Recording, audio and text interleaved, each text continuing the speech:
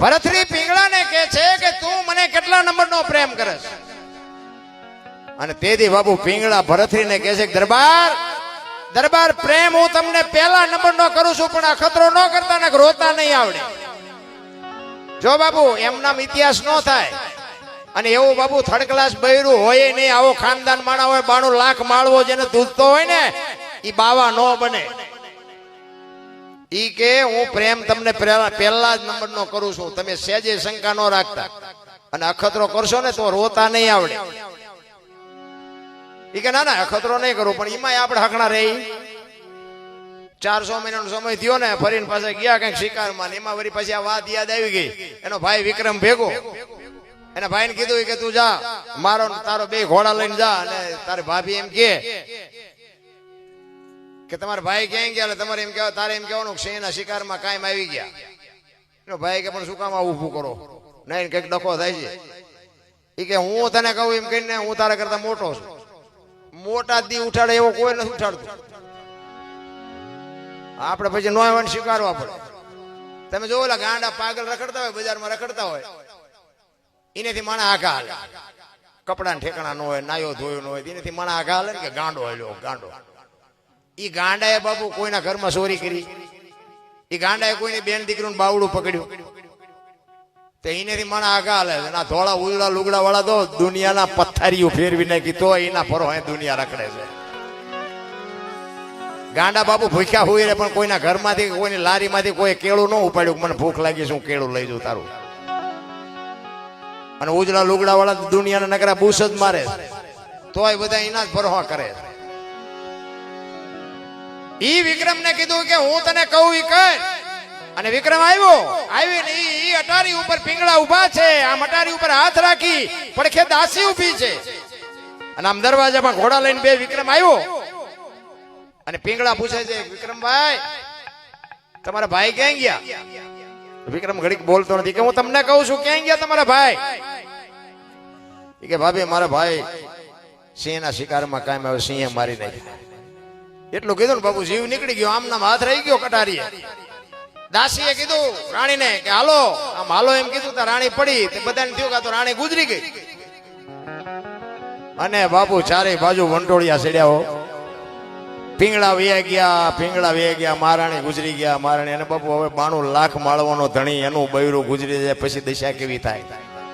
કેડી ઉભરાય માણા ઉભરાણું. ભરથરી આવ્યો, આવીને જોયું પિંગળા તો ગુજરી ગઈ. તારે નક્કી એને થયું કે પ્રેમ પહેલા નંબરનો, પણ હવે શું, હવે શું કરવાનું?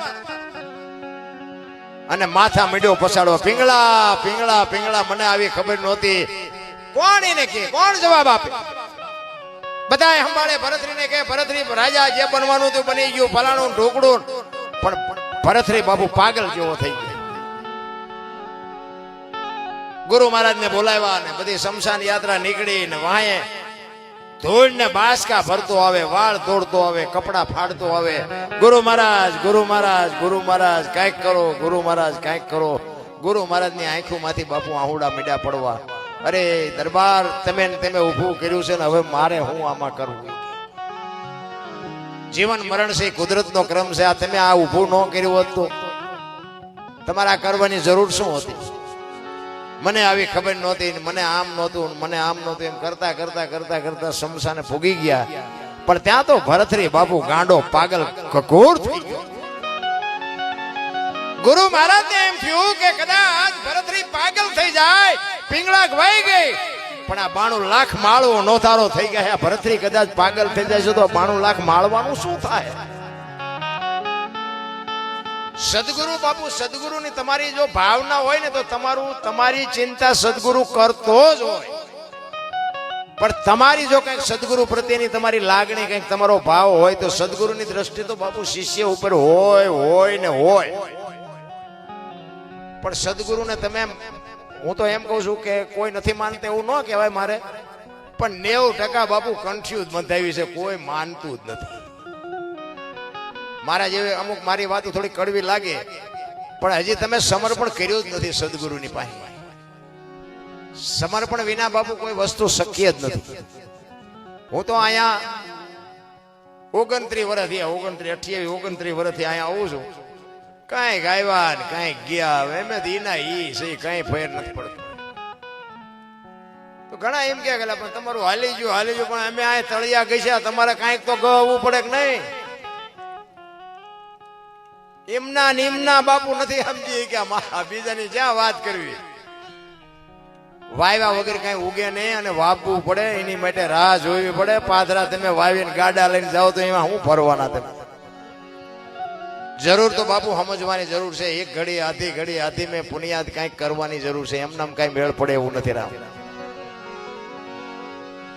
ગુરુ મહારાજ ને એમ થયું હવે આ ભરથરી નું શું કરવું, પાગલ થઈ જાય. અને એમાં કુદરત ને વાત રાખવી અને એક ગોંદકાનો આત્મો આમ જાતો તો ભજનના બળથી સદગુરુ મહારાજ જોવે કે આત્મો સારો નથી, પણ ઈ આત્માને આમાં નાખું ને કદાચ જો પિંગળા બેઠી થઈ જાય ને તો ભરથરી અત્યારે મેળમાં આવી ગયા. બાકી ઈ પિંગળા પછી શું કરે એ તો મારો રામ જાણે. ભરથરીને બચાવવા માટે, ભરથરીને પાગલ ન થાય એટલા માટે ગોંદકાનો આત્મો બાપુ ભજનના બળથી બાપુએ પકડી અને પિંગળામાં નાખ્યો ને પિંગળાને બેઠી કરી અને ભરથરી ભાનમાં આવી ગયો. પણ અંદર બાપુ આખી દુનિયાને દુઃખ નહોતું, પણ ગુરુ મહારાજને એકને જ દુઃખ હતું કે આ સમજી ન હોય ગયો, પણ હવે આ પિંગળા શું કરે એનું કઈ નક્કી નહીં. અને પછી આજે અશ્વપાળનો ના કે જે કઈ બધો પ્રસંગ છે ને બધું બાપુ પછીનો છે. સાચી પિંગળા તો બાપુ મરી જ ગઈ હતી. અને પછી બાપુ એ અશ્વપાળનો જે કઈ પ્રસંગ બન્યો અને આ નજરે ભરથરીએ જોયું ને પછી બાપુ ભરથરીને એમ થયું અરે તારી ભલી થાય, તારી વાંહે તો હું પાગલ થઈ ગયો ને હવે ત્યાં આ તું આ કરે. પછી જ બાપુ એને નક્કી કરી લીધું હવે આપણે સાધુ થઈ જવું છે. અને મસંદર ને જાલંધર ને આ બધા ગોરખનાથ ને બધા જે નાથ સંપ્રદાયનો સાધુ એમાં ઈ ભળે અને એના ગુરુ કહે છે કે એમાં નો આમ એમ નામ નો હાલે, દીક્ષા લેવા જવું પડે ઘરે. અને પત્નીને માં કહેવું પડે. ઈ કે પત્નીને માં કયો તો માં કહું, મામી કયો તો મામી કહું, દાદી કયો તો દાદી કહું, હવે કાંઈ જોતું નથી. એમ સમય આવે ને બાપુ ગાંઠ વળી જવી જોઈએ.